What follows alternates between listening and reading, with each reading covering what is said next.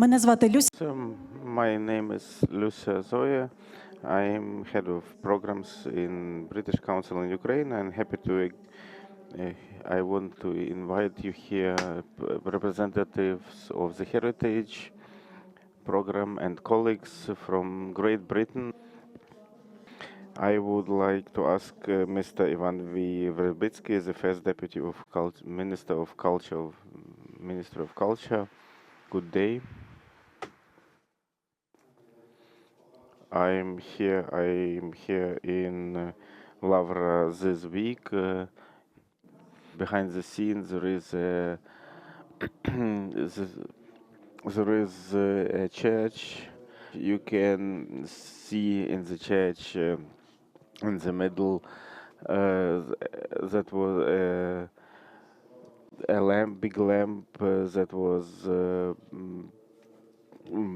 presented by the Tsar Nicola II, and 15 years ago it was renewed financed by the president of Russian Federation Vladimir Putin. And here nearby you see the Uspensky church that was burned several days ago. So thank you very much for that you gathered here, that you came here to speak about heritage, about cultural heritage. And it's not about the past, it's about the future. And about the future, we have to be very sensitive to all these symbolical important questions that are concentrated near us. Thank you for your work, and I hope that this is a part of decolonization, and it will help us, this work will help us to speak about a policy in this sphere, in this area, that will help us not to have any negative things in future that we see in both in Ukraine and in other countries worldwide regarding decolonization. So thanks you that we can work all together on this issue. Thank you very much, Mr. Ivan. I would like to ask to speak Ms. Tatiana Filevska, the Deputy Minister of Culture of Ukraine. Hello, all of you, dear colleagues, dear friends. Thank you very much that you came here in this difficult atmosphere that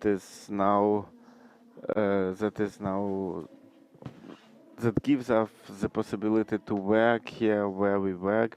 It was very important for us that this event will still take part in Lavra. I worked 8 years in Ukrainian Institute, and I am part of the team of Minister of Culture since this week.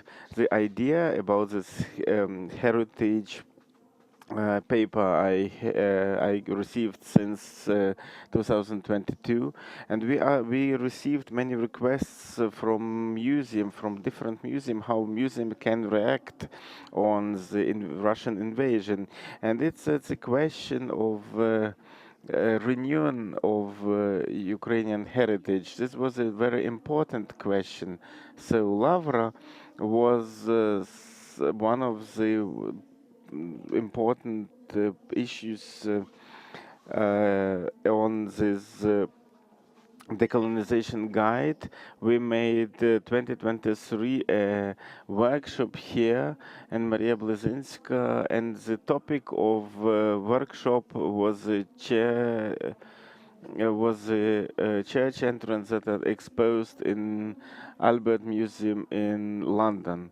And we spoke about how false was the context of these gates, of the church gates in Victoria Albert Museum. So maybe we told about maybe the biggest input will be to rethink the collection that they have regarding decolonization of Ukrainian heritage, and to bring it in the right place. So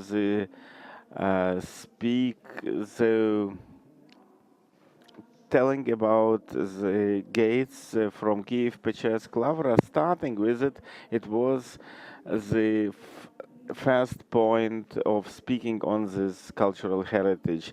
So that was the start of the guide, and it will help the workers of different museums worldwide, so every step by step to think about, to rethink the collection on Ukrainian heritage and to work on more brighter topics as geographical issues, geographical questions, and mapping, and speaking about the authors of different works. So it's very important when we speak about decolonization as a published document that is used by different museums and workers of museums worldwide. In this week, when Lavra was brutally attacked by Russia, we can feel even this the smoke, the decolonization of Ukrainian heritage is very important today when Russia ruins the Ukrainian heritage. According to Ministry of Culture, in May 2026, 132 objects of cultural heritage were destroyed or totally ruined. It's a very big number. It's all our cultural life that Russia tries to take away. So we want to bring back, so we must do our best to bring back our cultural heritage, to name what is Ukrainian. The representatives of Ukrainian museums play the biggest role in these issues, because you are the ones who different workers of museums worldwide have to ask you, to address you, to work on mutual projects, to work on this issue. So it depends much on you, because on your energy, on your possibility, on what you can really do. So this is the possibility, what you can do together with partners to do the right context and try not to make mistakes. So it was over 2 years ago when we started with the first workshop, and now we provide the Ukrainian version of the guide so that you work in your institutions and work with other partners worldwide by using this particular document. I hope that this document will be a starting point for a longer process, and on version of different we understand that decolonization can last the long as colonization. So if we had colonization 300 years, then we shall need also a very many years to provide decolonization. Thank you very much and have a nice day. Людина, яка вас сьогодні хоче привітати, це директор Британської ради в Україні Томі Шоша. Thank you, Tatiana. And the last person who would like to greet you today is the Director of British Council, Tom Shosha. Excellencies, to such a beautiful hall. I hope that you and your teams, and at least for those of us who are in Kyiv, you and your teams and your families are all doing okay after the two awful attacks that took place this week. I want to say that for me, it's just incredible that we are actually sitting in this hall here today after the terrible attack that took place on this compound on Monday. And just on that note, want to already give a massive thanks to Maxim and his team here at the Kyiv-Pечерська Lavra for making it happen. I think it's a testament in a way to the resilience and tenacity that Ukraine and Ukrainians have become synonymous with all over the world, and unfortunately so, of course. For the British Council, it's a real honor to be here today. I think we're very lucky to have both Ivan here and Tatiana in her first week in the job. And I know Tatiana is closely associated with this particular guide that we are launching here, the Ukrainian language version of which we're launching here today. I know, Tatiana, you will have given a really good overview of the guide itself and the process of the international partners went through to get there. I just want to say from a British Council point of view, so for us, cultural heritage is at the heart of our work in arts and culture. The preservation, protection, and restoration of cultural heritage sits at the center of our global programs. And so for us, we're incredibly proud to have worked alongside international partners. You can see the names behind me. I'll mention them in a second, over the last year. We are also, of course, as the UK, incredibly proud to be supporting, to be working closely with Ukraine on cultural heritage protection, restoration, and preservation. The UK-Ukraine Cultural Commission, which was established earlier this year, and which both ministries, the British Council and the Ukrainian Institute, are part of, have established a number of priorities for cultural collaboration between the two countries, and cultural heritage is one of those key priorities. So again, it's, I think, very timely and symbolic for us to be here in Kyiv-Pечерська Lavra to be discussing not just decolonization, but also cultural heritage more generally. As the British Council, we signed an MOU with the Lavra last month, and so again, it really is quite emotional to see that we are going ahead with this event, despite what happened this week. I'm not going to go into the detail of the guide itself, because that's what we're here to discuss anyway, so you'll be hearing a lot more about that. But just to say a big thanks to all the international partners who actually helped to make it happen. The Ukrainian Institute, and Tatiana, obviously, in her previous role in driving it forward. ICOM UK, ICOM Ukraine, and the Museums Association, who actually helped to make it happen. And they will all be talking to you this morning, today, about that process. In addition, we have a number of very special representative speakers who are either here or dialing in online to talk to you about their experience working for museums in the UK and Ukraine, and so you'll be hearing from them as well. So I just kind of, to conclude, a big thanks from me to everyone who's been involved in the decolonization guide. It has already been launched in the UK, as Tatiana probably told you. So museums in the UK have already been using and adopting this, and now it's a chance to discuss about how to make it meaningful in the Ukrainian context as well.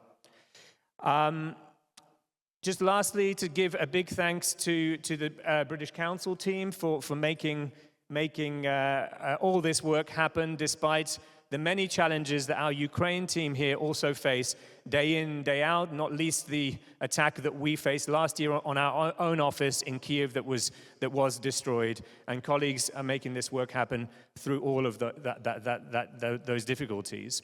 And finally, of course, a big thanks to all of you for being here, for participants who are dialing in online from outside of Ukraine, from of course, from across different corners of Ukraine as well.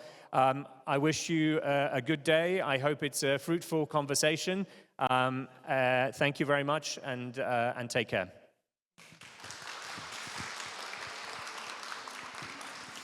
Дякую дуже, Том. Thank you so much, Tom.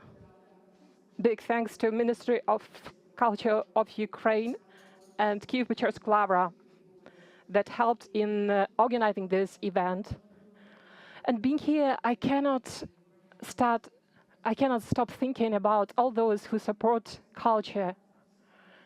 Ukrainian Pen Association today noted that there were killed 280 researchers, culture professionals, and these are only the names that we are aware of.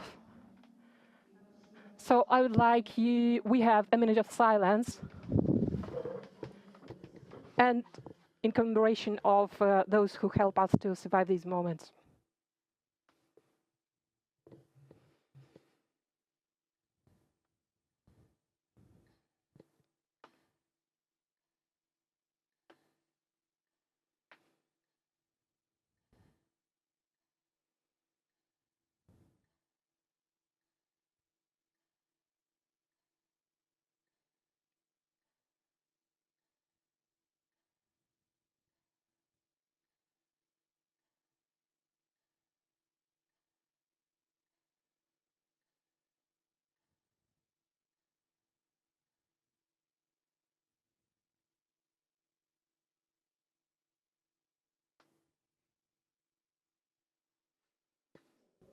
Thank you, colleagues.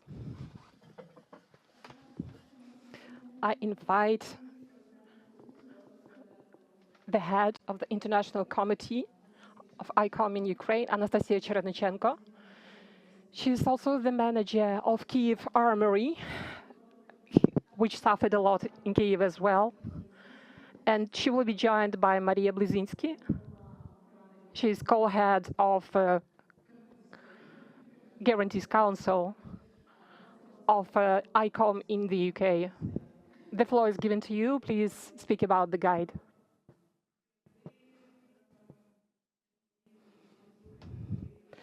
Well, if not for the events which happened on Monday,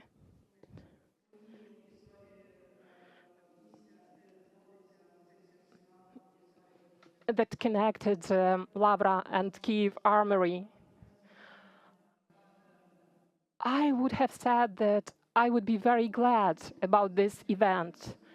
But honestly speaking, from one point of view, it's a bit sad because we started this project with my colleagues, Tatiana Filevska, Zorya,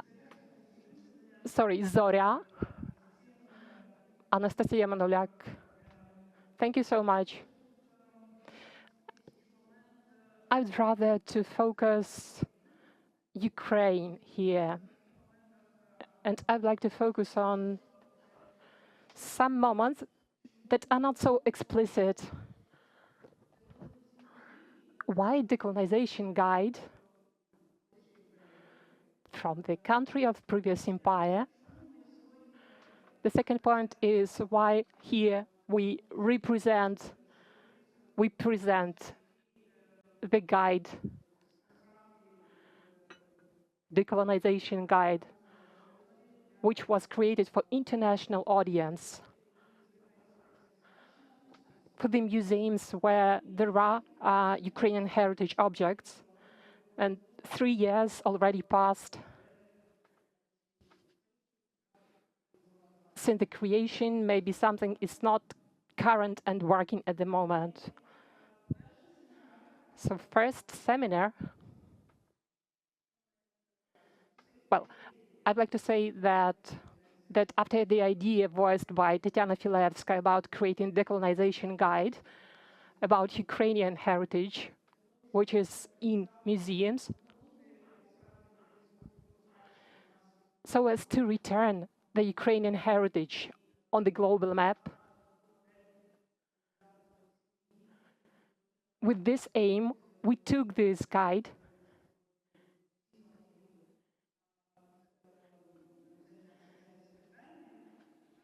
from the British side, and we had to have online workshops where we jointly created such a guide with other professionals, with the help of other professionals. And I offered to have this process together with Ukrainian professionals, to have it offline, so as to present to the world your own culture, not only to present it, but we had to speak to the world about our decolonization processes. Actually, we should have started from this. It's a bit difficult to articulate it when we have not yet formulated these messages within our country. And it was in 2023. That's why the experts from Kharkiv, Lviv, Kyiv, Odessa, Chuhuyev in Kharkiv region who participated in that seminar, that was a challenge for them, a real challenge. To think about it, what decolonization means for Ukraine, meant for Ukraine at that moment. And how to speak about the cultural heritage, how to research it from the point of view of people who first heard about it as Russian heritage. It happens quite often that professionals, they do not know about Ukraine. How to speak with such professionals? What is Ukrainian heritage? And that first seminar lasted for 2 days. It took place in Kyiv Armory, Mistецький Arsenal.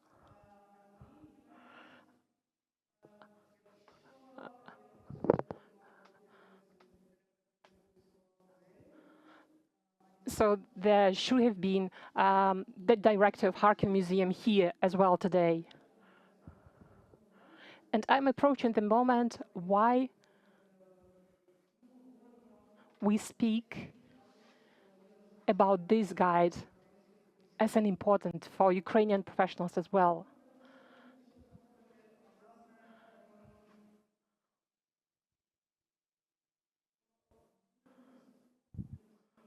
We started discussing quite complex subjects like Kyiv, Rus. Well, starting from terminology,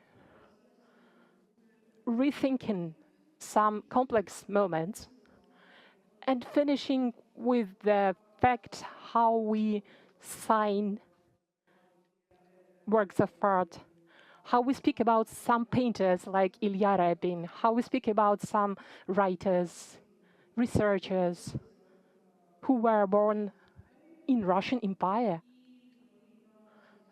And therefore today they are well known in the world as Russian writers, artists. That's why speaking about such moments within us and understanding that we need to explain it somehow to people who are not aware of our history, it helped a lot to understand how we see this process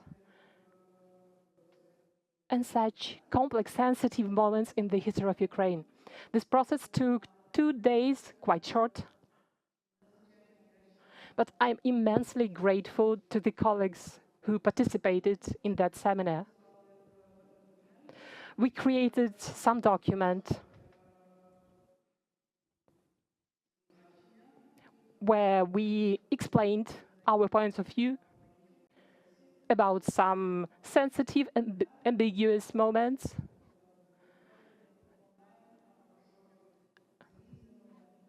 And in conducting further workshops, online workshops with Ukrainian professionals, we could use this document. Maybe somebody doesn't agree with this document, but we provided Ukrainian museum professionals with some point of view how to treat such subject. And I agree absolutely that when we spoke about decolonization, so we had decommunization and now decolonization. So there is a law, tick.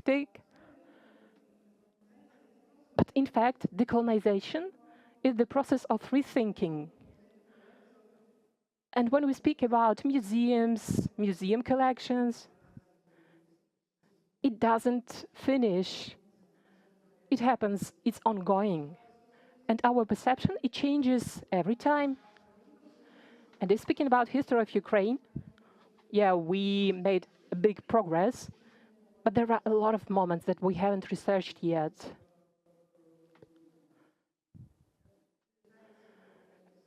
And we can work on it, popularize. We have some progress, but not enough. And the last example I would like to give you. Yesterday, we had a meeting in Arsenal. Actually, in Arsenal, we also have some decolonization project. It's some confidential thing, mysteries of our inner work, in-house works. It's related to the place where Kyiv Arsenal is located now. One of the stages of this project meant that we had to meet with the person whose father was secretary of Communist Party of the plant, which was opposite the building. And that adult, actually he was adult, and he is the son of main engineer, the son of secretary of Communist Party. Actually, no, he's grandson. He's also grandson of an Ukrainian National Army colonel. So from one part of his ancestry, he's also he has ancestors of noble origin as well. And it's one more example of how the history was erased at local level. So we had to investigate it, to investigate the history of his family. So there were some stories how Chapai was killed, but he wasn't explained how it was related to his family. There was family name change. And the granddad couldn't find his relatives as well. It's not a global history, it will not change the world, but it recollects our memory, family memory. The history of our Kyiv-Pechersk region. In this way, we return our history. We reconstruct the picture of the history of Ukraine. And regarding the thing that 3 years passed already, since the start of decolonization guide creation,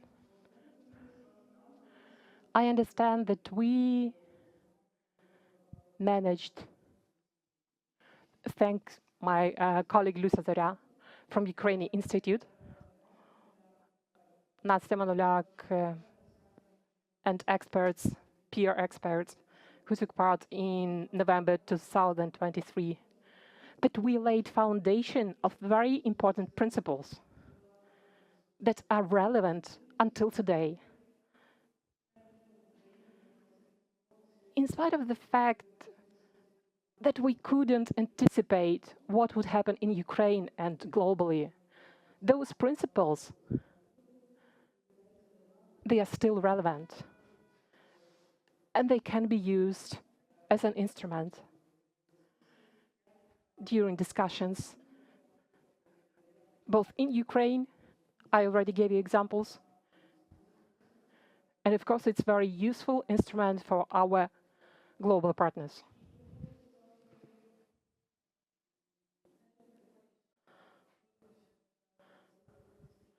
And supporting this human point of view,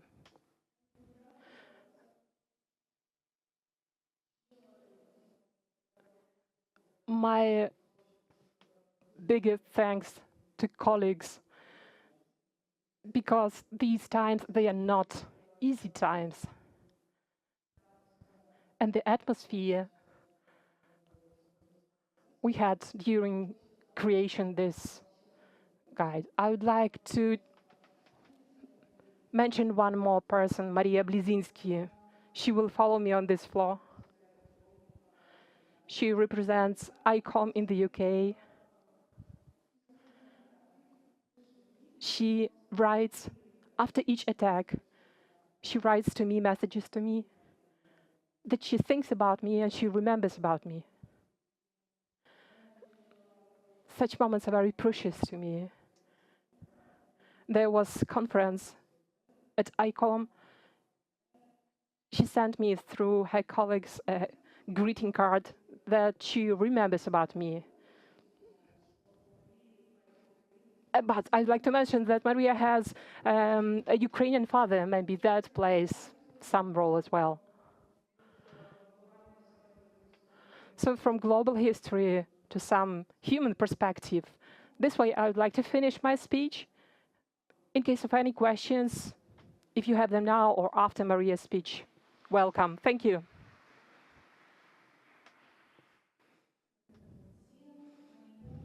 Thank you very much, Anastasia. If Maria, do you listen? Are you with us? So you're welcome. The stage is yours. Thank you. Can everybody hear me? Так. And I think I have a slide as well. Is the sound okay for you? It's quite echoey for me. It is echoing, but everything's fine. We hear you, but it is echoing, yes, so whatever. Does that help? Так. Дякую. I'm trying to make a change here to see if it makes a difference. Does that help? Нам так, але мені пишуть колеги, що є сильне ехо для учасників онлайн, тому There is echo for online, for those who are online, so we shall try, or maybe you can try to take this echo away somehow.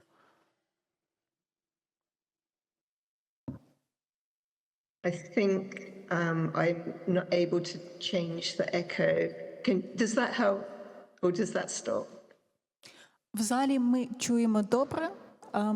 In the hall, we do it well.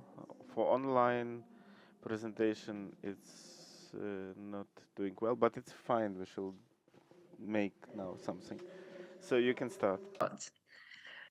Thank you. And thank you for the kind introduction.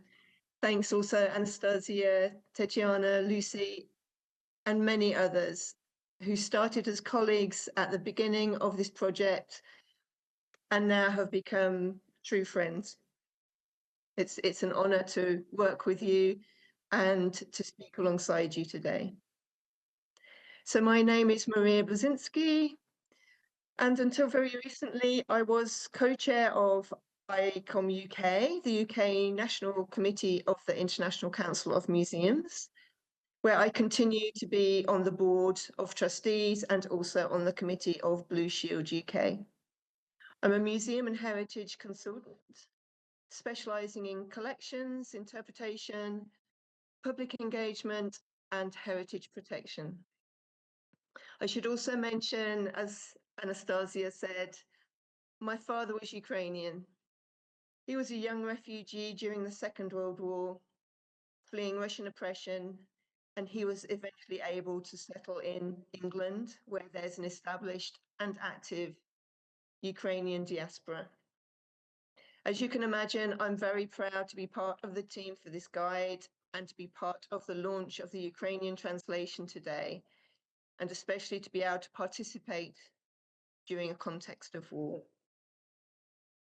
So this truly was a collaborative project.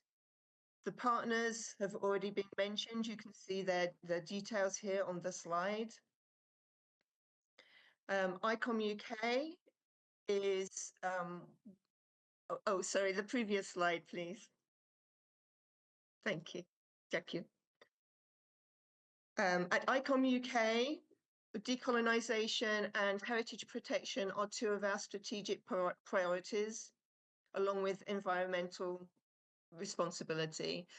So the guide for Ukraine sits naturally with our strategic priorities and is one of many measures we have undertaken as a national committee to support our colleagues in Ukraine over the past few years. We also have a long-standing relationship with the Kyiv Lavra. We were part of a partnership project at the beginning of the full-scale invasion, alongside with ICOM Ukraine and the University of the West of England in Bristol, UK, to provide digitization equipment to the Kyiv Pictures Lavra. And that's a colleague, and that's a friendship that has continued.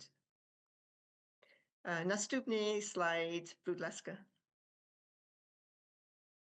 Today, I'd like to say a few words about the role of ICOM UK in the production of the guide and describe the writing and testing process. So thanks to our networks, thanks to our international networks, the guide itself has been a true collaborative project with many, many participants. In the UK, we feel like natural partners because our museums are already going through a process of decolonisation, but from the point of view of the UK having been the coloniser. So for UK professionals working in museums, the Ukrainian guide is an alternative perspective. It's the perspective of having been the colonized. And this is a model that we hope can be used by other countries, nations, and peoples who are dealing with a history of colonial oppression. The guide itself, as Tetiana mentioned, was initiated by the Ukrainian Institute.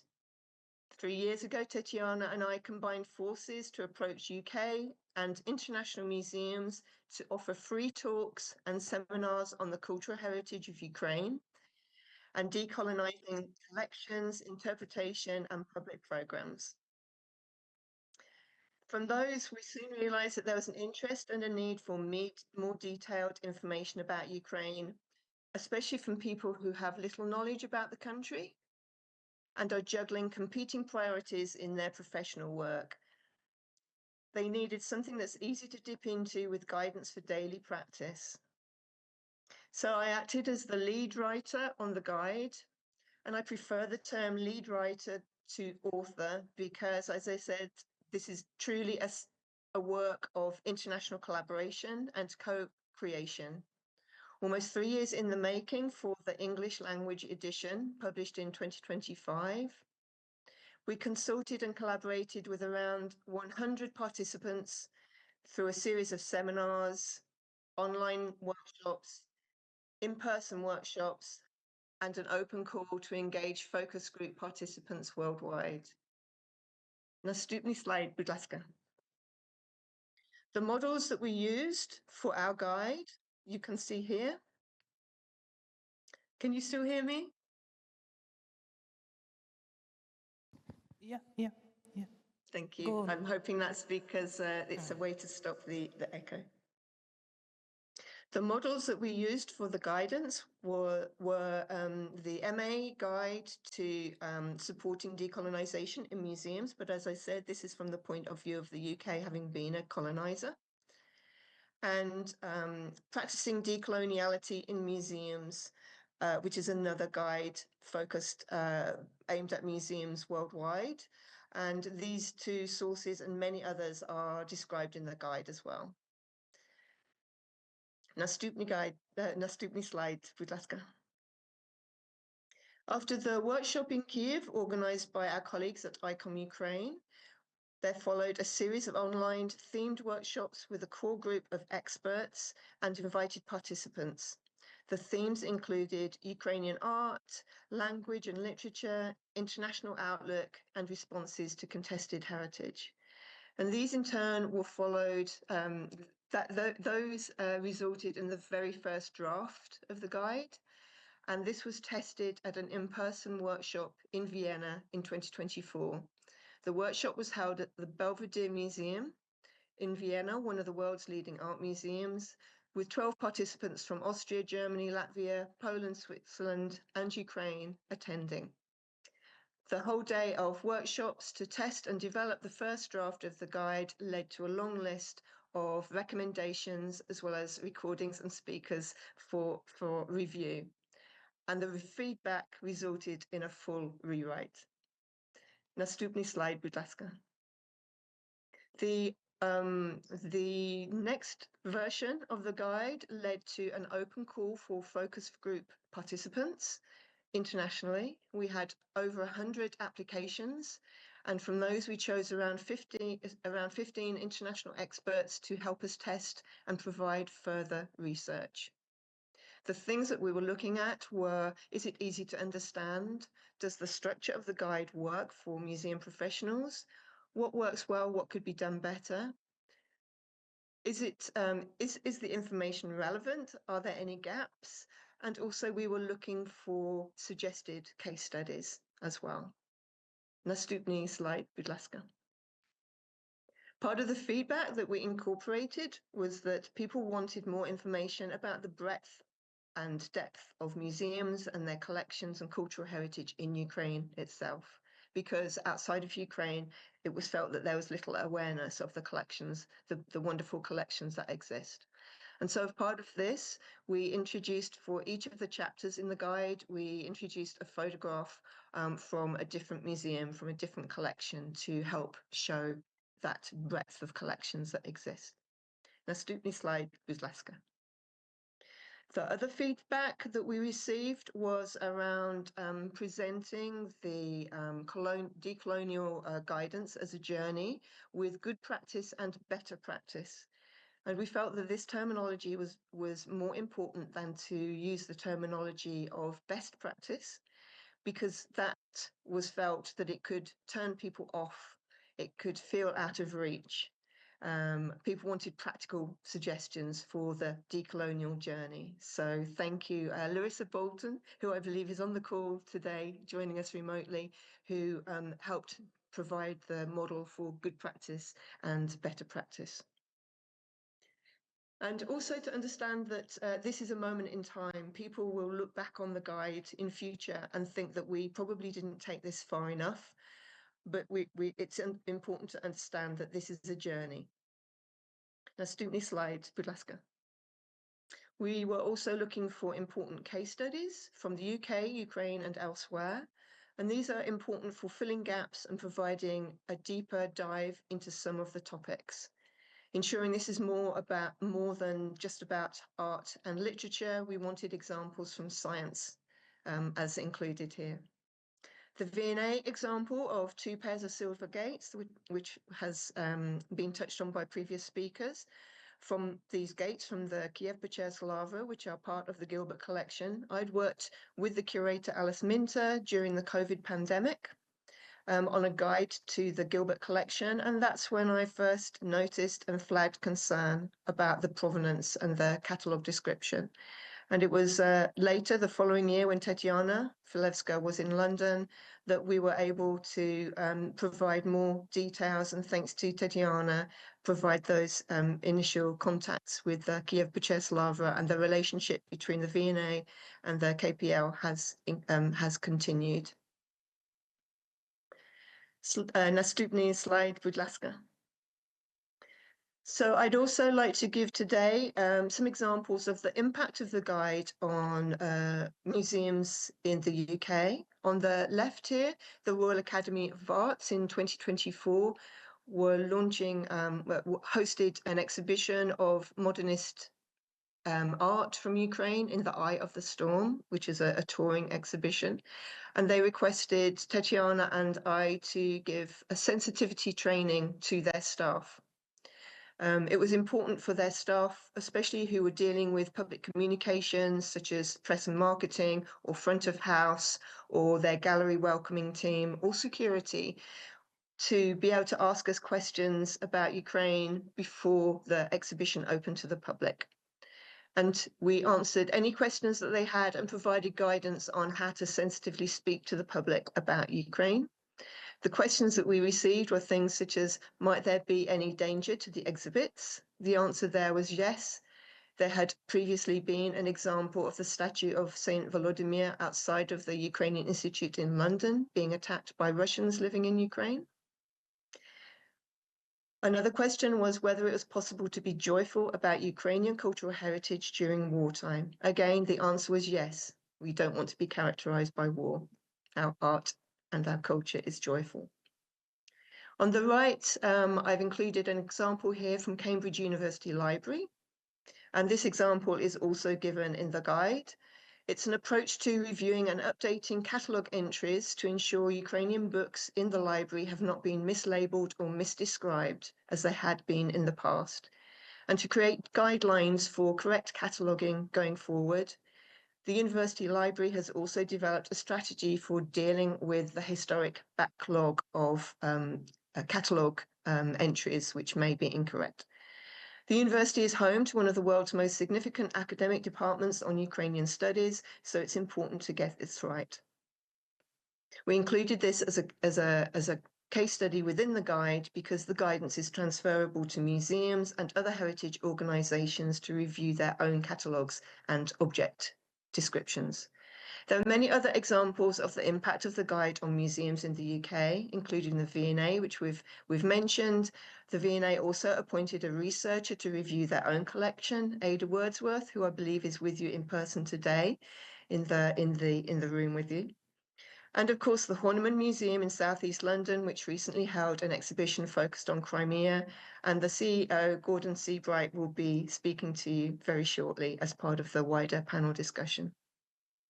We are constantly being approached by other museums and organisations for guidance. So we've recently been asked to write a piece for the University of London, which looks at how the guide could be used for policymakers beyond museums, including the media, politicians and academia.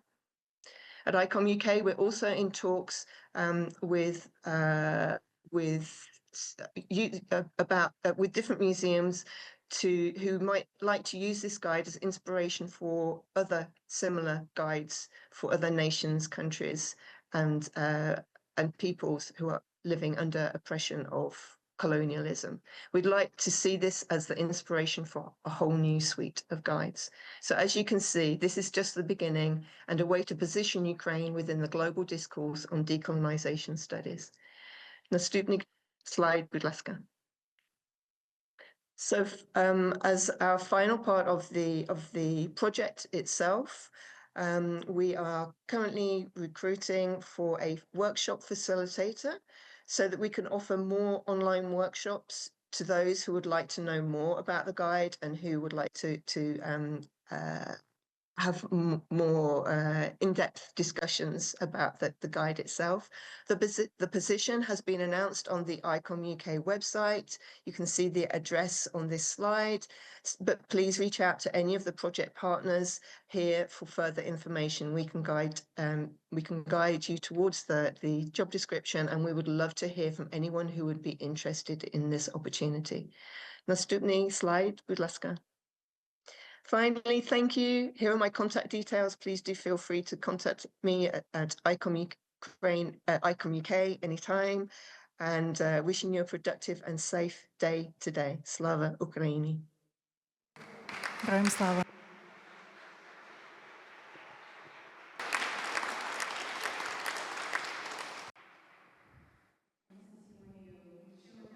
Thank you so much, Anastasia, for such introduction and that you told us how this guide had been created. And it's a big honor for us to support such projects. I'd like to continue the discussion about the guide after the break. And I would like to ask our colleagues to change the stage for the next discussion. And besides the introduction, it was very important for us to invite Ukrainian museums for them to share their experience of using decolonization approaches. Our partners from Kyiv-Pечерська Лавра, Art Gallery, National Art Gallery in Ukraine, and War Museum in Kyiv. 3 different perspectives that show us how decolonization approaches are implemented, even if they are not named specifically decolonization. Anastasia, thank you so much. You can come back.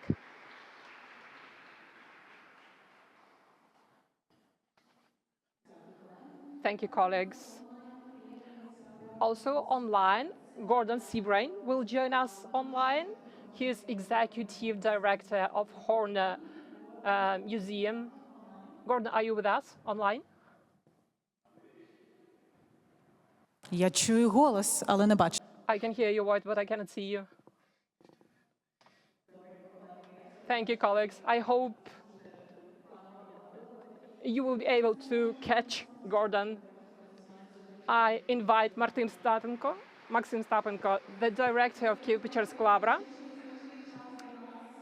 We are so grateful to you that you find the time to be present here. I invite Oksana Pitsuha, the director of Kyiv Art Gallery,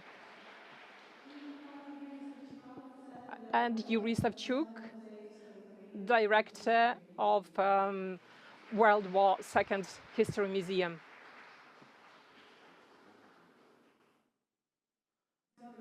Thank you so much for joining us.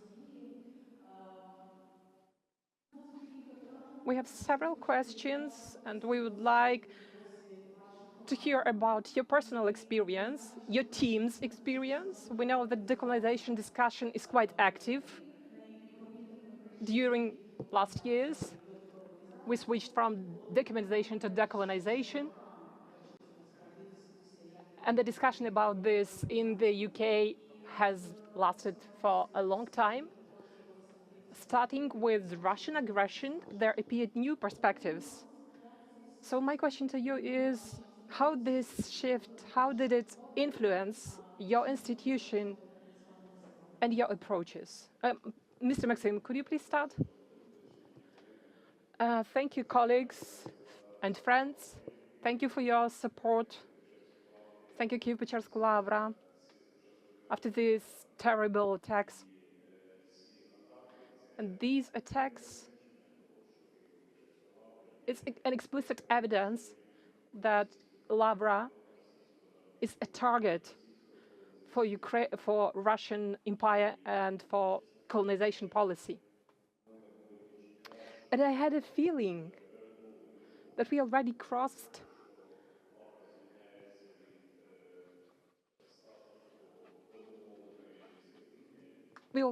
that moment. It's over that Lavra was an object of colonial policy. And the events of 2022, they changed the whole situation. And these attacks from which Kyiv Pечерsk Lavra suffered, they are an evidence that Russia doesn't want to let Kyiv Pечерsk Lavra doesn't let it go, its sphere of influence, and it continues to terrorize. As a historian, as a Ukrainian, as a manager of this complex, I would like to say that Lavra is a vivid example of how decolonization policy worked, and one of the extremely important cases of decolonization. First of all, in the 19th century, starting from the 19th century, Lavra was transformed into one of fortresses of Russian narrative. And even this beautiful building where we are now, it's proof of this policy, because there was a beautiful cathedral of Mazepa time, which upon request of Russian aesthetics was deleted, destroyed, and they built the cathedral at the beginning of the 20th century as they wished it to be. So it looks now like this. So colonization policy, it wasn't only about narrative, it was also about aesthetics, about some symbolic things that have a big importance, taking into account that we are in the cognitive war. We are amidst of it, and we need to understand it. So every step, decolonization step, for regaining our historic heritage, it's a very important thing for conquering Russia's empire narrative. Each time I explained that Russia and Putin, they don't need Donbass area. They need some holy things that would legalize their colonization policy. So our team, after encountering these threats,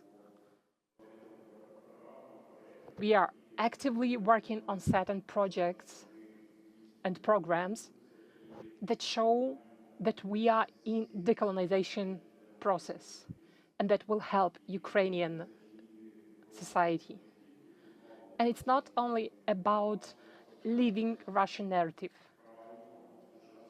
but it's also about creating a proper Ukrainian narrative,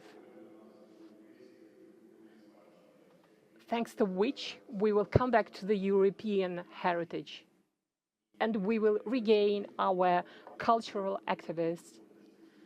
And this process will stop showing us and exactly Kyiv-Pечерsk-Lavra, which is important for our identity. So these places will not be recognized through lens of colonization, because always Kyiv-Pечерsk-Lavra was important for colonization practices. It's still used in narratives of some people beyond Ukraine as well. And I speak about such figures as Ivan Mazepa, Kostyantin Ostroysky, Petro Mohyla, Lithuanian period of Kyiv-Pечерsk-Lavra, Cossack period Kyiv-Pечersk-Lavra.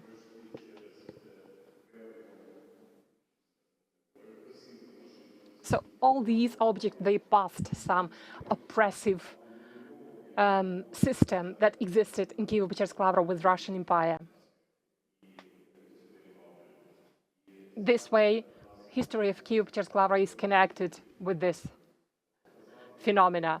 Our aim is to research, learn this history of Ukraine as a part of European heritage, to pass this decolonization journey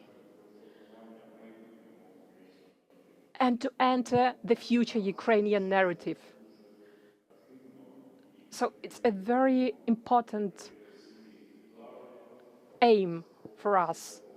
And we work on it despite all the attacks and threats. And thank you so much to everybody who was involved in creating such important things. I'm sure it will help us greatly.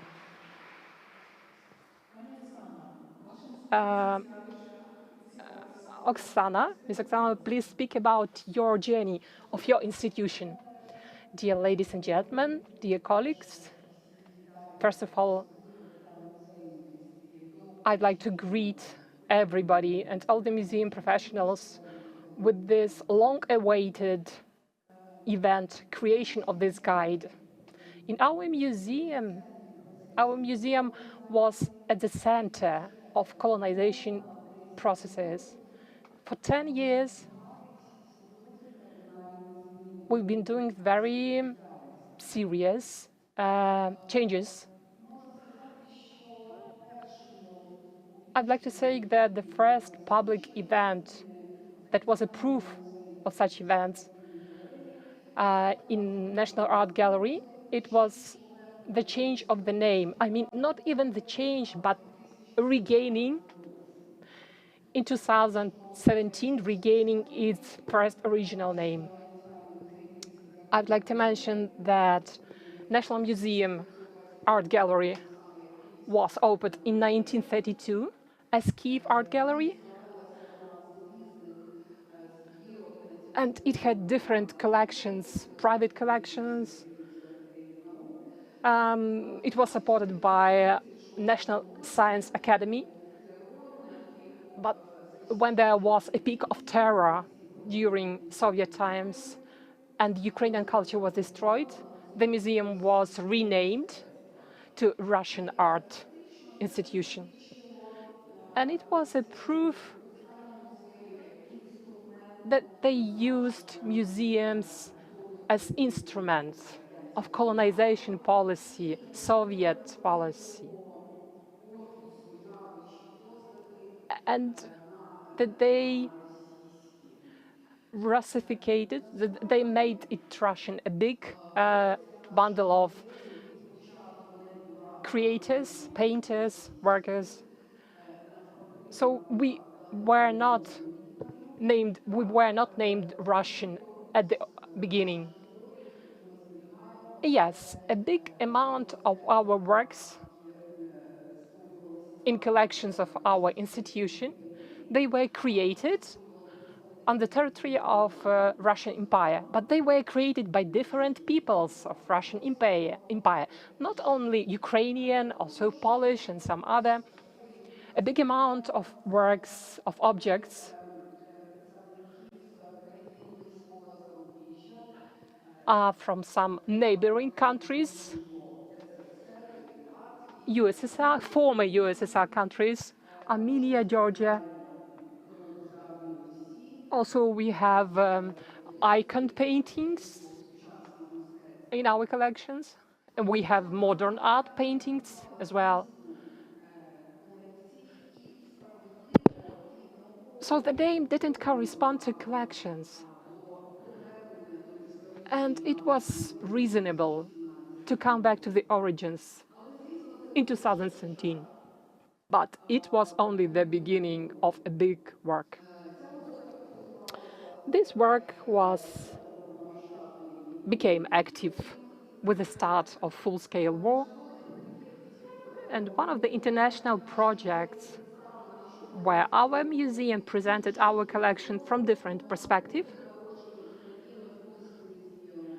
that was project in Kunstmuseum in Basel, in Switzerland, where we presented works of Repin, Kuinji, Mykola He, and other painters who were traditionally marked as Russian, and we tried to draw the attention of global community that they were Ukrainians by origin, that they had some Ukrainian things in their biographies.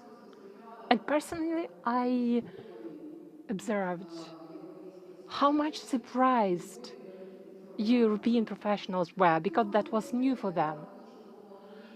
In this way, a lot of Western museum professionals helped us, because they started reattribution of painters' works that had been regarded for a long time as Russian ones.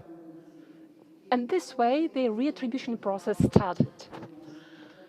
And we've been working on it like simultaneously.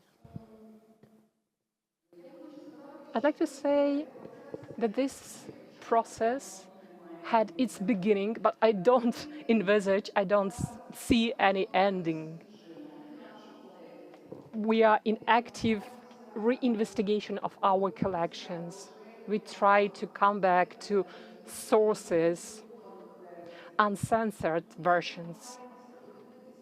We try to look at these works without prejudices, biases, not simplifying historical context.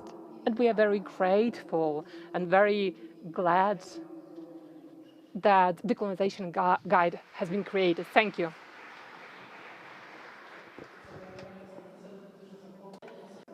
Історичний екскурс показує, наскільки глибоке коріння мають ці процеси. Пане Юрію, ваша інституція теж зазнала великої трансформації. Розкажіть нам, будь ласка. Так, вітаю, пані і панове.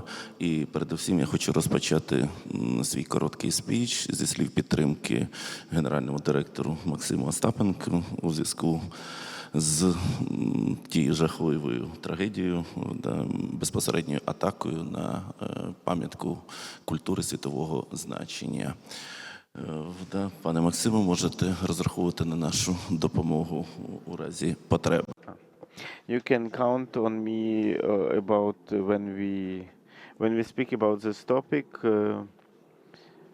about this guide, that I would like to see, yes, it's that our museum that was thought as a center, as a Soviet festival, Soviet and Russian propaganda, World War II museum. In this, we speak within last period of time, the last 10, 15 years, it had a transformation. The starting point was the change of name of the museum.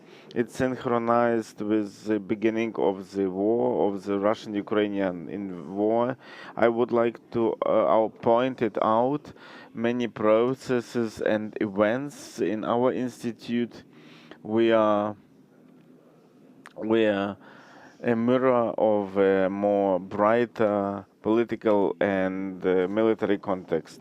And our museum the name was changed 2015, but I would like to say that I became the director 2021 before the invasion, before a full-scale invasion, and I remember how our visitors were coming to our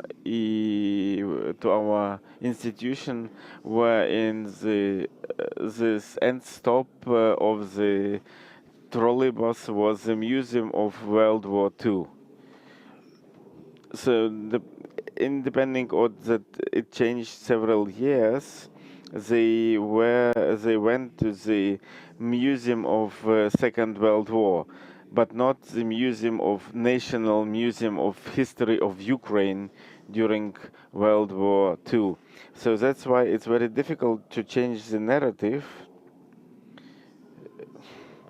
So I support the words of Oksana about as an ending point, and it's very difficult. Is the way it's we don't know the time. How much time do we need to end to come up to the end of this road? So I would like to positively speak up about the steps that we did before the full-scale invasion. For example, the exhibition Not Ended War. This exhibition wanted to show the first Ukrainian vision of World War II from the point of view of Ukraine, based on new facts, on new historical materials, and this first step was very important. For sure, the full-scale invasion, it activated, not only activated, it changed the format of this process. So I would like to point out also that this situation was understandable and was updated by the museum team. We started discussions. Maybe it looked strange, or at this minute, because but there were also my colleagues in June 2022. We were, after several months of full invasion, we opened our museum again in May 2022. We thought about the topic of the new challenges, new situations, new questions from the society, what we have to do, how we have to move. And then among us, there was a termini of renewal, rethinking. It's rethinking of a very big museum transformation, dealing with many also with many issues, also conceptual topics.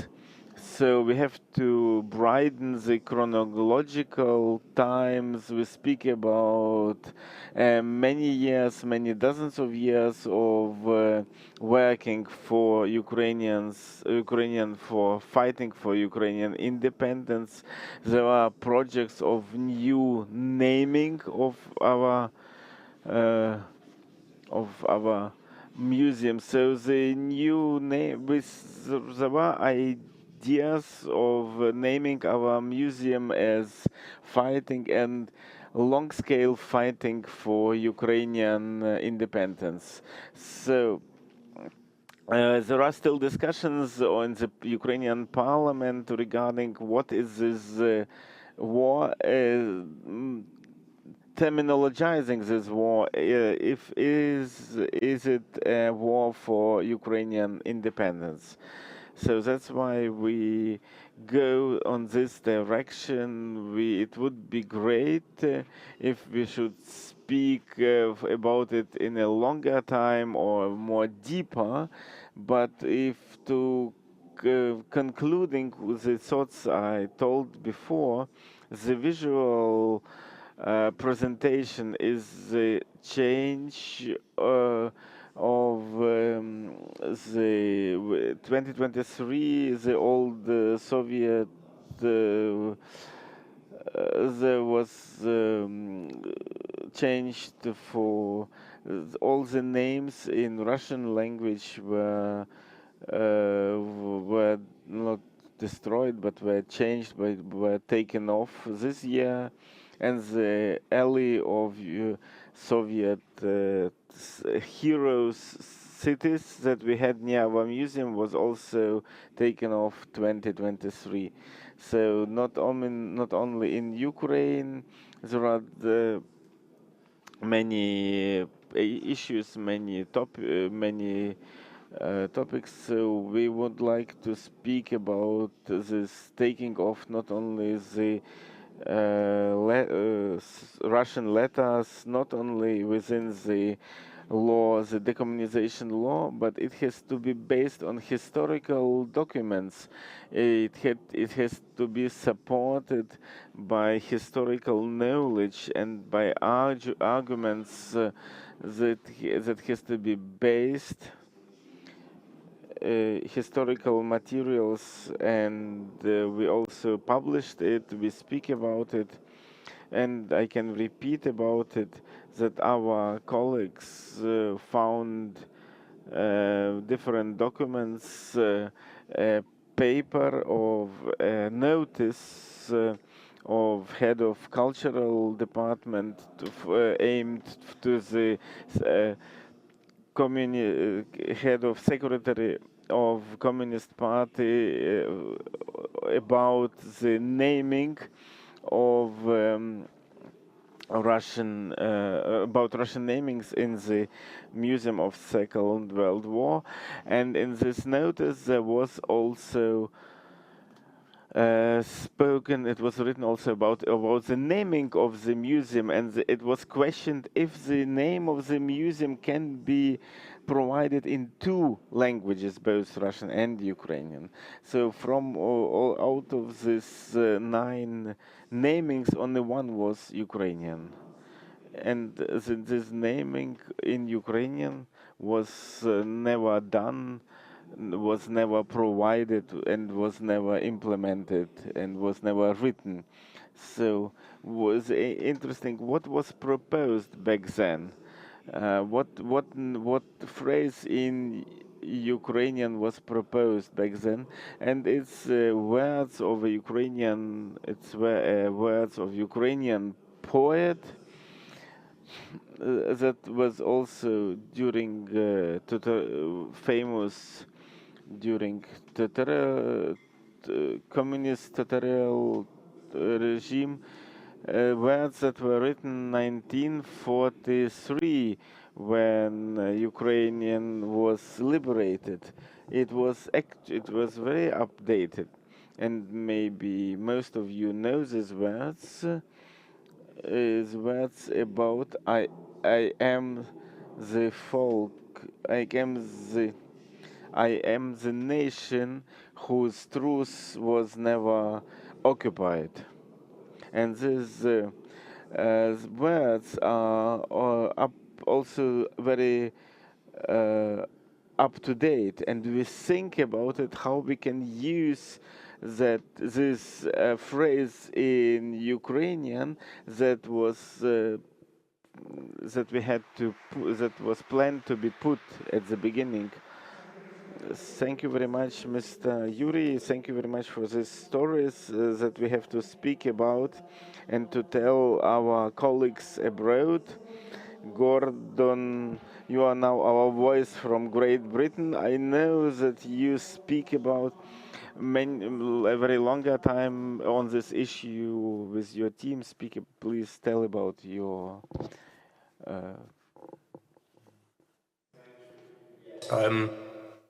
I'm slightly stunned by how huge I appear to be in the room. I hope that's not upsetting anyone there. As a British contributor to this group, could I just send solidarity to my colleagues in Kyiv, and in particular to Yuri, who last year was kind enough to arrange for me the most amazing tour of his museum and the most terrifying visit to the top of Mother Ukraine. I'm just back from a short trip to Odessa, where again I admired the resilience and creativity of my new friends, Alexandra Kovalchuk and the teams at the Museum of Fine Arts, the Museum of Modern Arts, and the Opera House. Decolonisation, I think, has a particular meaning for us in the United Kingdom as a post-imperial country. Maria touched on this. And that's very relevant to my museum. The Horniman Museum is in South London. London is a city that has 200 languages being spoken by different diaspora communities, many of whom are in London because of the British Empire, because Britain invaded their countries. The Horniman Museum exists because of a colonialist.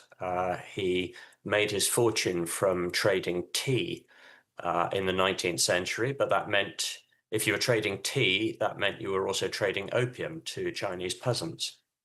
So our museum is based on colonialism and on the rewards of empire, and that gives us a huge responsibility, which I think is relevant for what we're talking about today. And we now are perhaps best known at the Horniman among British museums as a place of decolonisation and anti-racism. And I can talk about examples around countries such as Nigeria and Australia, where we have gone to great lengths to find who were the original creators of objects in our collection that should not be in our collection. Essentially for two reasons: either they were stolen by the British when we were colonizing, or they were acquired through what you might call unfair exchange. Somebody maybe sold them to us, but they didn't have any choice in making the sale. They were starving at the time. Alongside that, our team of curators includes a curator of social practice.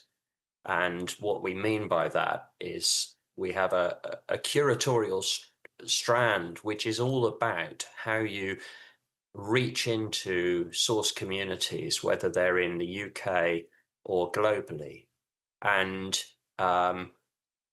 empower those communities to determine what's in the museum, how is it presented, and crucially, how does it tell their stories. And it's because we have an expertise in those areas that I first came into contact with our partner museum in Kyiv, the Karnenko, and worked with the amazing Yulia Varganova, just to do a little bit of work to support their Africa Direct exhibition. And the outcome of that has been a twinning agreement between the Karnenko and the Horniman as part of the 100-year partnership, and our first Ukrainian exhibition at the Horniman, which again Maria touched on, Kalkans, an exhibition of Crimean Tatar artworks, and crucially, the opportunity for my team and me to learn about decolonisation in the Ukrainian context, because of course decolonisation for a British museum has long meant how we address the responsibilities that we have in particular to people of colour, to global majority people, from British imperialism. And actually, it's a whole new way of looking at it for us to explore it in the Ukrainian context. I certainly find the guide, the Supporting Decolonisation in Museums, I have it sitting on the desk right next to me because we refer to it all the time because we learn so much from it. I hope that's a useful sort of introduction to how we look at decolonisation at the Horniman. Дякую дуже, Гордоне. Особливо за наголос. Thank you very much, Gordon. Also speaking about the necessity to speak out about changing your experience. We started speaking and giving specific examples about decolonization processes, but I would like each of you to share a case or a project your teams worked on, some ideas of contested heritage. So several parties claim this heritage. So could you share from your side, Mr. Maxim, could you start? Speaking about Kyiv Lavra and the space we are at the moment, I would like to tell you about the project that's very important for Lavra and Ukraine in general. And in the context of nowadays events, it's about Стати Києво-Печерської лаври – це найбільший ктитор лаври, який відбудував і створив безліч нових тут об'єктів. І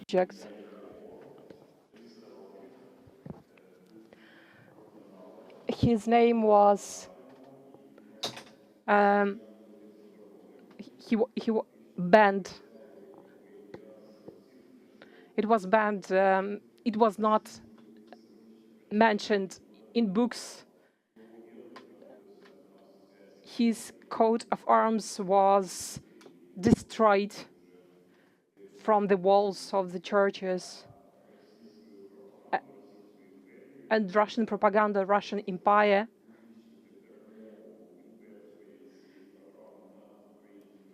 to glorify, with the aims to glorify its victory over Ukraine.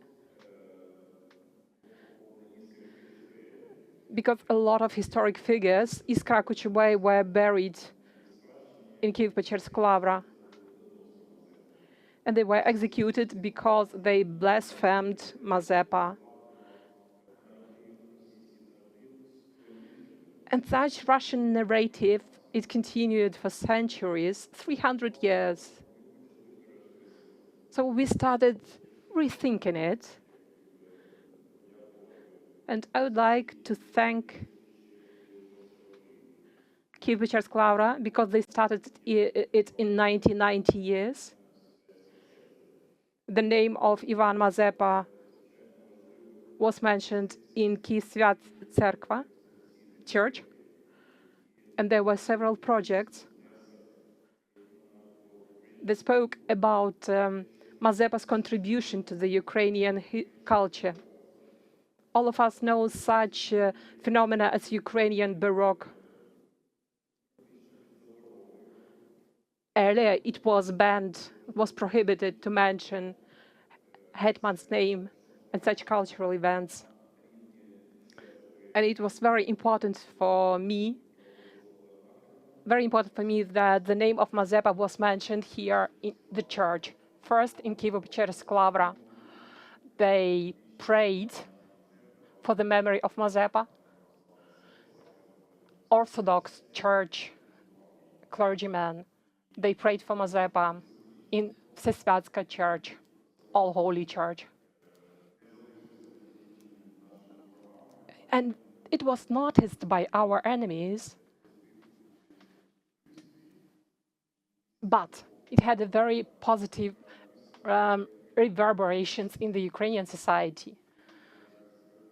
It was also, there were some Ukrainian exhibitions where name of Mazepa was mentioned, and we showed that Ukrainian history and culture Ukrainian historical figures, they were connected with European traditions, and Russian Empire tried to grind, to delete, destroy them from our history and our narrative. And now at the moment, we have a very symbolic moment of time, because we erected a monument in Kyiv-Pечерsk Lavra, a monument to which Russian Church is very opposed, because for them, name of Mazepa, they don't like so much Mazepa, and for us it's very important. Hetman was raised in democratic tradition, and Peter I was a representative of despotic empire system. Mazepa was the first man to challenge that system. Yeah, he lost, but he created a constitution of Philip Orlik, and he was the founder of many things that now impersonify Ukrainian identity. So these projects are very important for me. So we work on different projects in Kyiv-Pечерsk Lavra about different Ukrainian historical figures.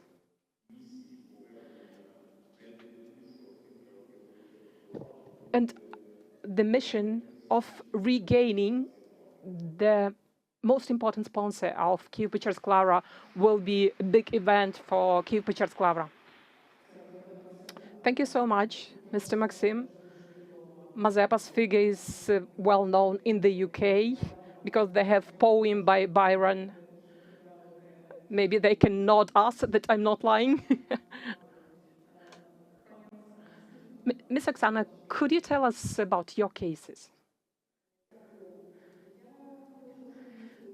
I would like to speak about the project on which we are working at the moment, our team. The name is Ilya Repin, Pro and Contra. I think everybody understands why we started researching this figure, why it's our pilot research, because this figure is very important for the 19th century. He's one of the most well-known Ukrainian-born painters. He's one of the most prosperous painters in the Russian Empire. He's a painter who created Cossack myth in art. He was kind of founder of Cossack myth in art. He's an artist who did a lot for understanding Ukrainian history in its visual dimension. And our museum has the biggest collection of Repin's works. It's over 60 works. So it has a big importance and responsibility for us to rethink our view of this figure. So this project concludes of research foundation, to creation of which we involved renowned experts, professionals from Ukraine, from Chuhuyev Museum, Kyiv Museum, as well as international experts. Famous Canadian literary expert Ilnitsky, famous for researches on Gogol, and Peter Doroshenko, a famous American museum professional.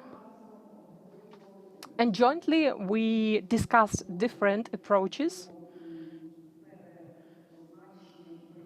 to rethinking the heritage of Repin. The result of this will be the publication, including articles of different experts participating in this platform. The other perspective is exhibition called Ilya Repin, Realist and Dreamer. I would like to invite all of you to our museum using this opportunity because this is an extraordinary exhibition. Because this time is a special time, and all of museum professionals, they care about their collections, but we think that this project is very important for us. We created it jointly on the base of our collection and Taras Shevchenko Museum, National Art Museum, and private collections. And in this exhibition, we tried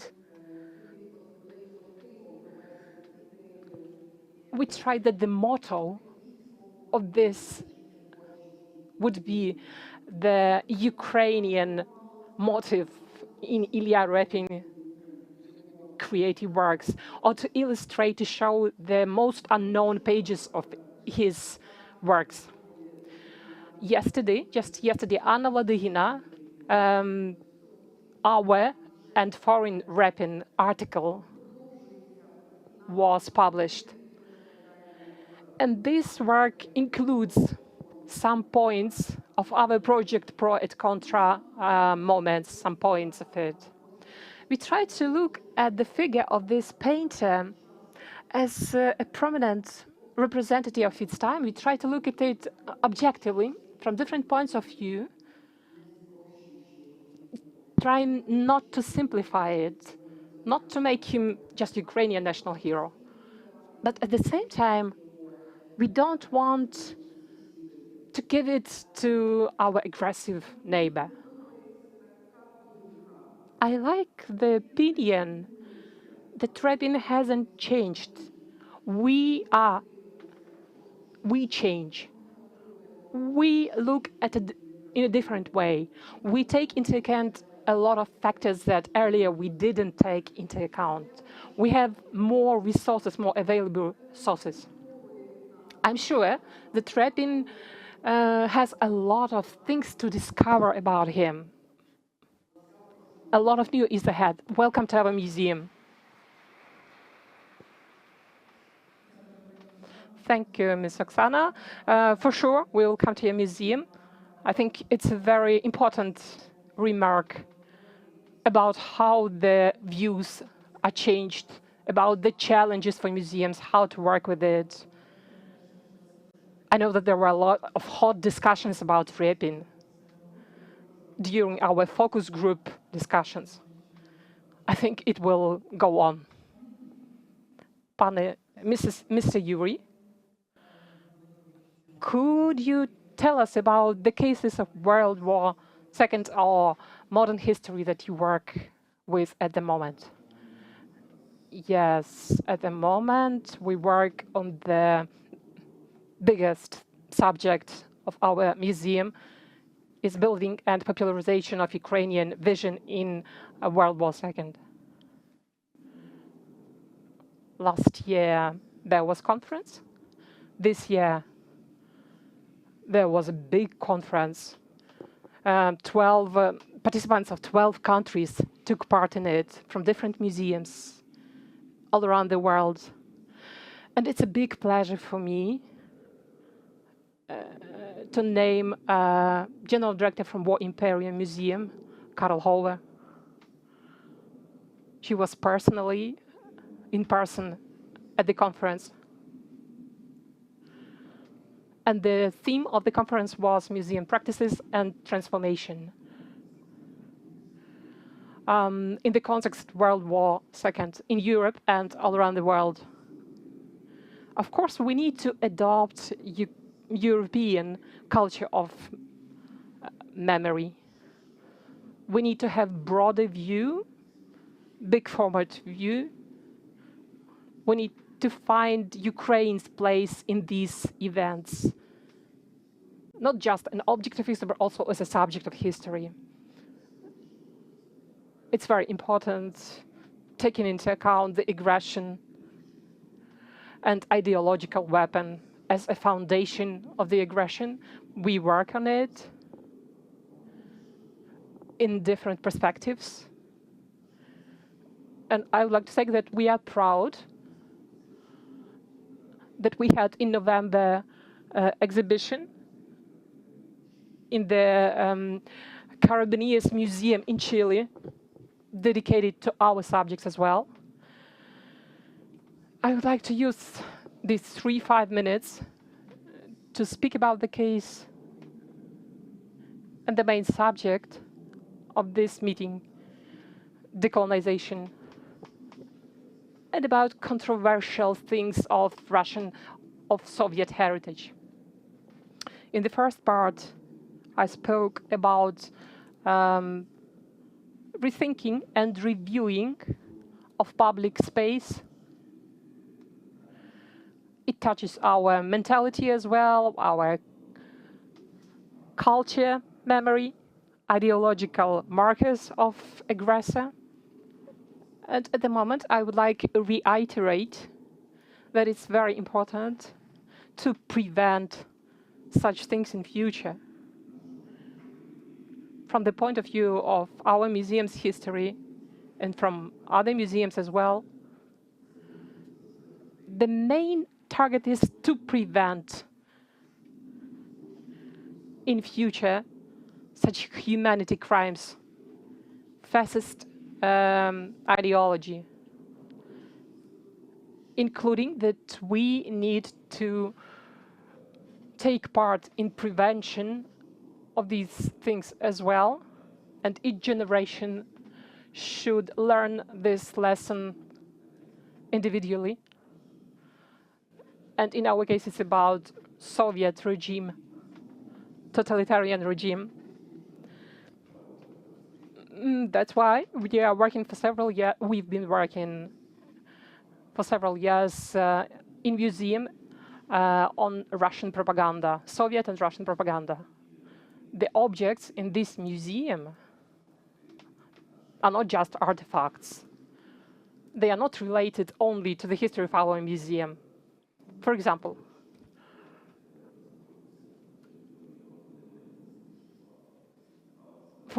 there are some famous orders, Lenin orders, big, massive bronze orders. They are in our museum. We have some other objects in our museum as well. That arise a lot of attention in public space and in media. We accumulated our collection through years.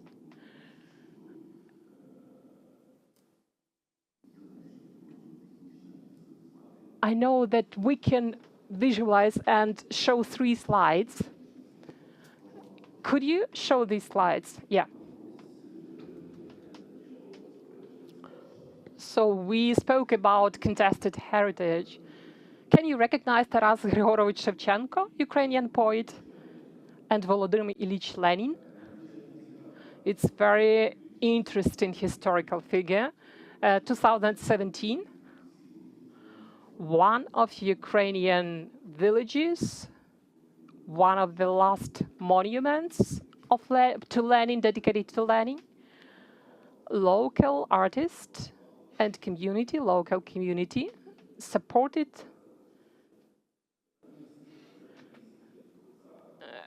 the idea that instead of newspaper Iskra, there should be his book of poems, Kobzar.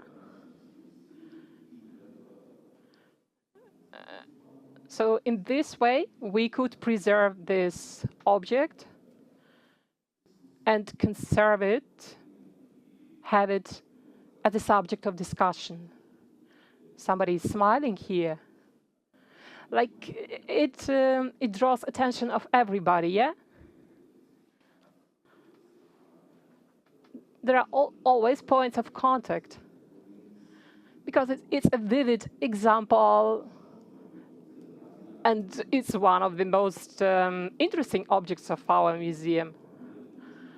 So, a museum of propaganda, you understand. And you can see in the center a coat of arms, Soviet coat of arms, taken off.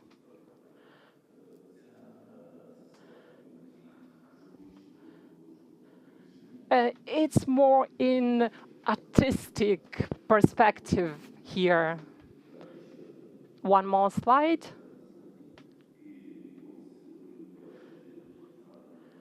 you can see what I mentioned earlier, Lenin orders from Slava Square, and they will be joined by Russian things. There will be some modern Russian objects here as well. And this is kind of museum language, civilized language. We will offer our visitors subjects for thinking about it, for him to look at it and to conclude. Thank you very much, Mr. Yuri. So I hope you will have success and realization of the museum. So Gordon, a story from Great Britain. You see, I have to make some more visits to Kyiv's museums over the next year. Thinking about practical examples of how we have tried to put decolonization into practice on exhibitions. There's an exhibition that we opened a few months ago called All Eyes on Her, which is about Egypt. Now, loads of British museums have exhibitions about Egypt because an awful lot of ancient Egyptian artifacts got stolen by the British, or for that matter, the French and Germans and any number of others, and ended up in British museums. And so a lot of people's perception in the UK of Egypt is all around pharaohs and pyramids and mummies. We sent a curator off to Egypt to spend 6 months in 3 Egyptian cities, talking to women there about how their society should be portrayed to a London audience. And not only that, but what objects should be in the exhibition. And so we collected objects that they recommended, and so we would say that was a co-curated exhibition, actually, where we have found ourselves telling the story of contemporary Egyptian feminism. The exhibition sort of centers on the lives of women in Egypt, mostly from the 20th and 21st centuries. And the critical lesson for us was partly around that idea of co-curation, but also around how you present the exhibition then linguistically and how you market it. So it became our first bilingual exhibition. It is presented in English. It is also presented in Arabic, but not classical Arabic, in modern Egyptian sort of street Arabic, if you like. And we promote it outside the museum on the main road that we're located on, with a huge banner, which again is in Egyptian Arabic, which is quite controversial in the UK. But it had an immediate impact in that the people who we found were standing around that exhibition were people who'd never visited our museum before. We were getting groups of Sudanese refugees, asylum seekers, who had realized that in this scary city of 9 million people, there was a place that was for them. And so we felt that we were pursuing a very worthwhile decolonization cause. Another lesson that we learned was 2 years ago, we put on an exhibition about tea and the Horniman company that had made the money that created the museum in the first place.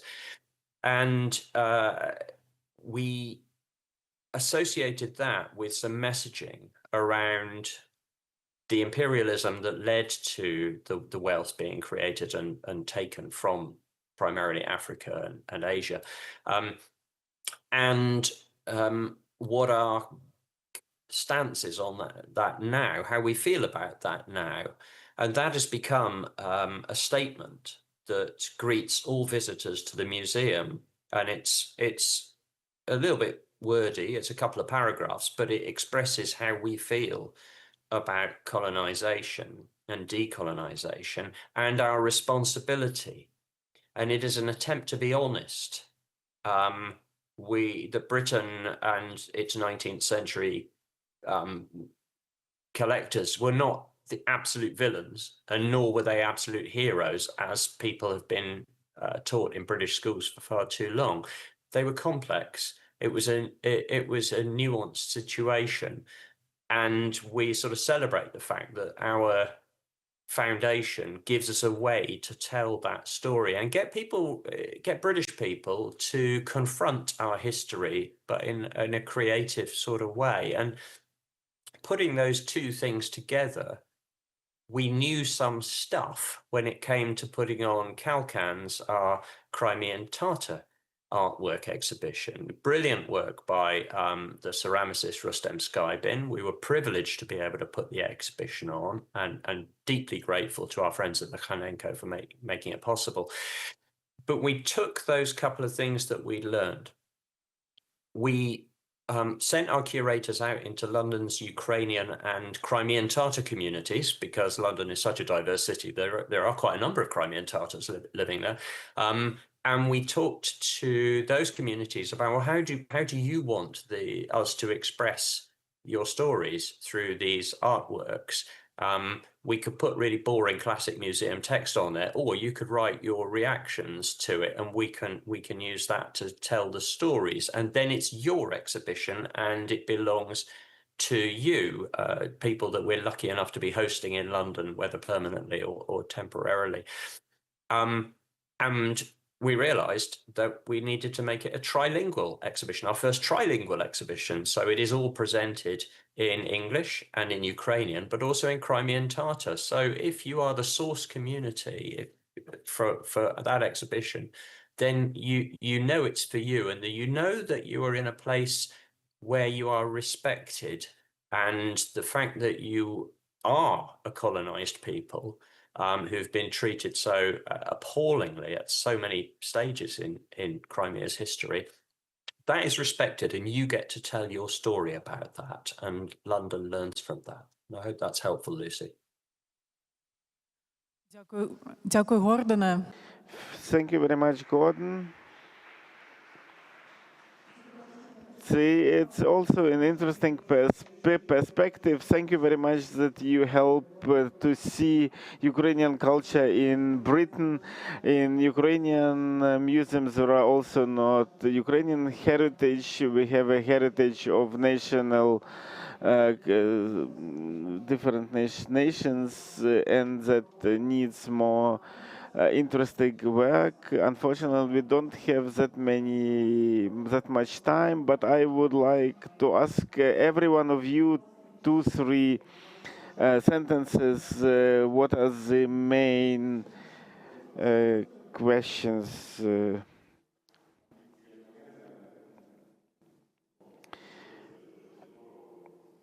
As for me, for Ukraine and for Kyiv Peczerska Lavra, the biggest challenge is the question of historical information. The empire worked through archives, through some organizations that could rewrite big, massive informations. So now for Lavra, it is very difficult to find new sources that have to deal with our right history, the pre-imperial history. It's a very big challenge.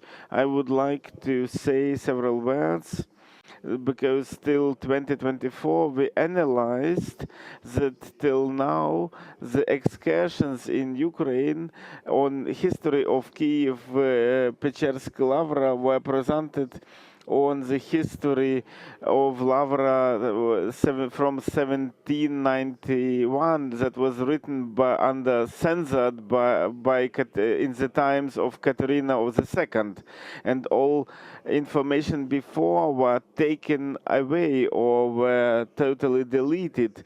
So we don't know this history before, and our partners have help us to get to the archives that are worldwide. I would like to thank to our colleagues in Sweden that help us to present a huge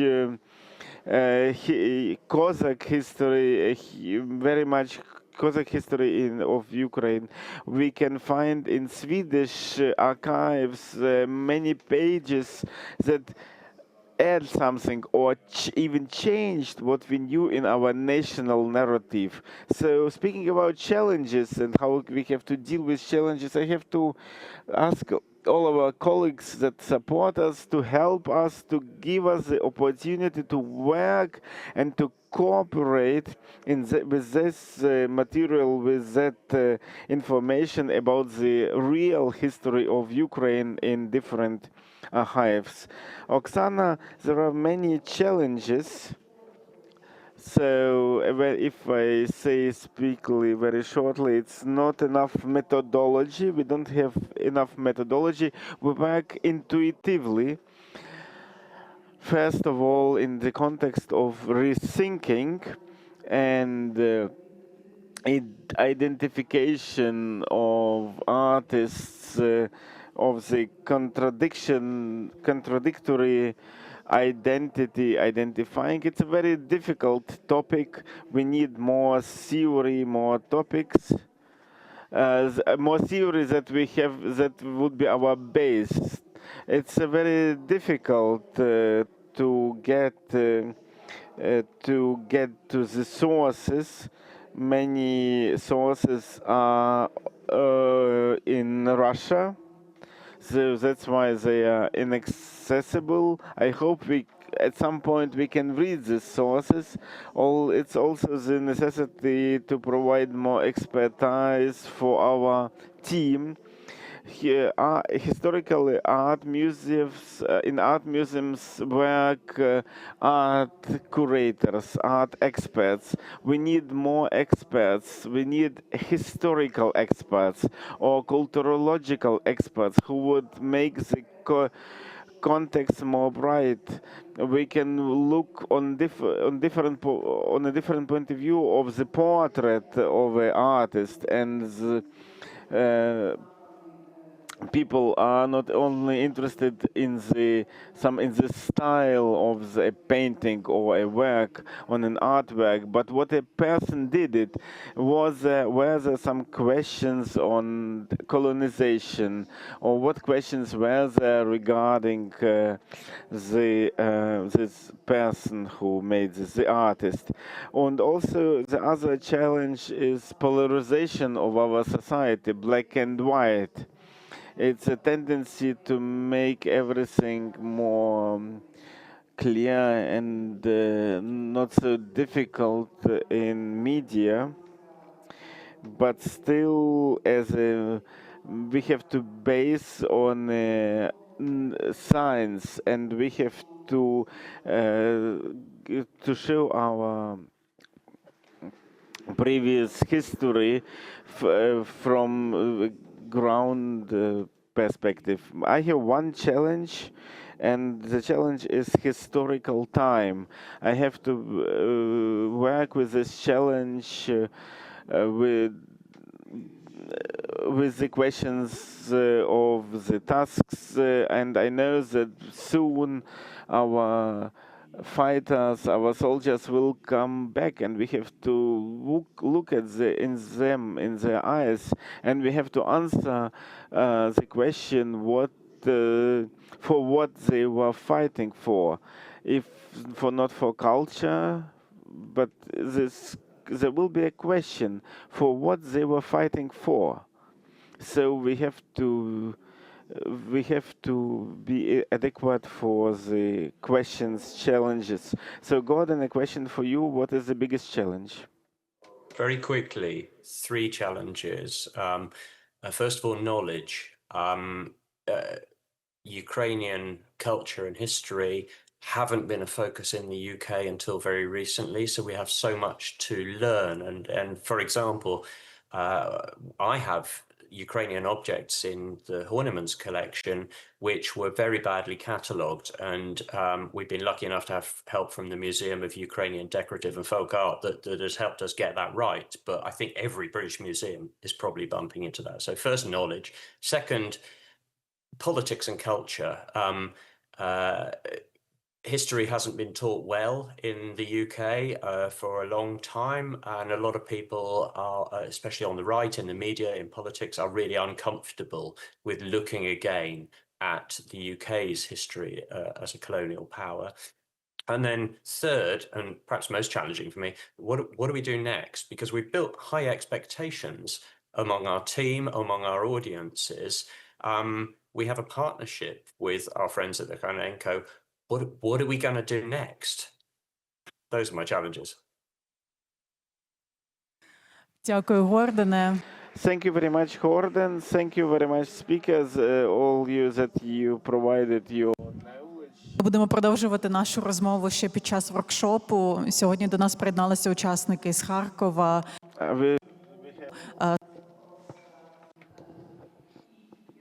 I hope that it will be a precious sharing experience. Thank you. You're going to have a break, but before the break, I'd like to invite Mr. Volodymyr, Director of Ukrainian Institute, and he will conclude this part of our event. Thank you so much, Lucia. My colleagues, my greetings to you. I'm very glad to see you. First of all, I'd like to express my support to Kyiv Lavra, Mr. Maxim and his team. I hope you will cope with the results of this attack. I can see that the works are ongoing. I see that you have support from international community, Ukrainian community. It will help to rebuild what was damaged. Thank you for your work. On the behalf of Ukrainian Institute, I would like to speak more shortly about Decolonization Guide as the idea, as a project, because we initiated it together with our wonderful partners from British Council, ICOM in the UK, Association of Museums. This is a project that helps Ukrainian diplomacy to work in a long-term period. Because decolonization, you can hear this word everywhere when you speak about Ukrainian culture, Ukrainian diplomacy. It's a very popular word in our work. I understand there are a lot of scientific methodological interpretations of this word. I'd like just to note that any community in Ukraine and abroad, they use this methodology because it shows in the best way our intent to regain our lost heritage, erased memory. That's why we understand that such huge work will last for a long time. And it cannot be done in unprofessional way. That's why this guide is kind of a road sign for you, for the museum community, for the academic community abroad, with the aim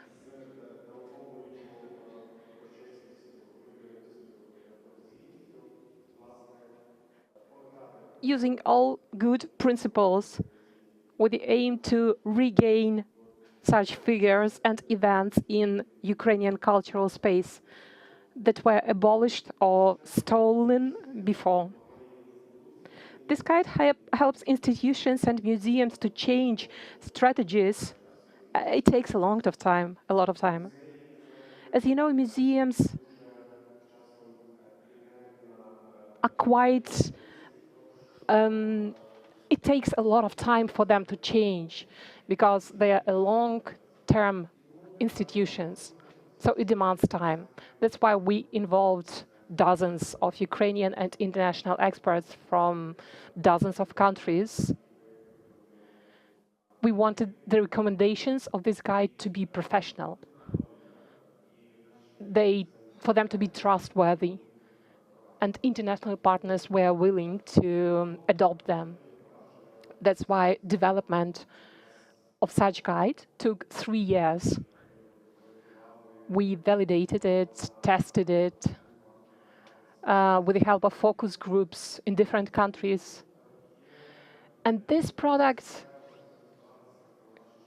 calls you to use it in everyday work, because decolonization of knowledge about Ukraine, of Ukrainian art and how it's researched, or when it goes to collections of the museums. Actually, it's the work that cannot be done without the involvement of Ukrainian institutions. We always communicate with foreign institutions. We ask them to adopt new changes. And they will address always Ukrainians for advice, for archive materials, for consultation. And it's very important for us. This event is very important. Presentation of this guide. And it's very symbolic that it's done in this building. Just several words about implementation of this guide in practice. We work with Great Britain, France. We hope that Germany will join us as well.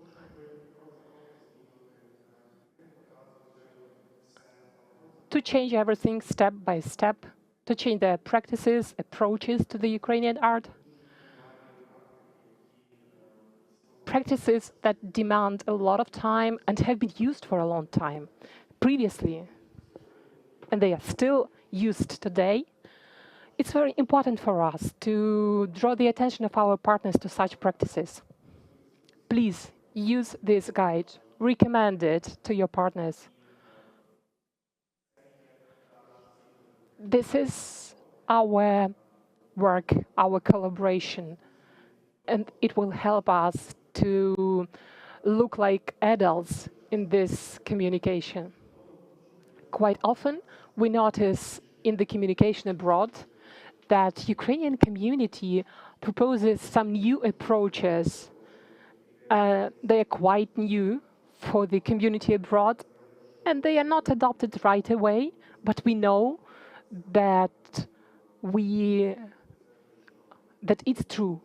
It's professional, and it's very important for us. Thank you for your participation, and have a good communication now. Have a good discussion. Thank you.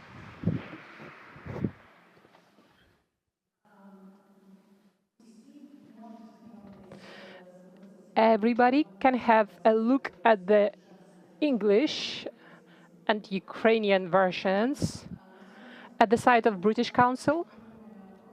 I'd like to say that British Council supports discussion that will be in Albert and Victoria Museum. This conference will be for the first time in such institution and with such subject, focusing on Ukrainian heritage in museums of the Great Britain. There will be some representatives from Ukraine, and we will support our work there. We are finishing our online discussion. Thank you for everyone who joined us, who was with us, and the rest of you here, you can have a break. I'm sorry that I speak here as a moderator.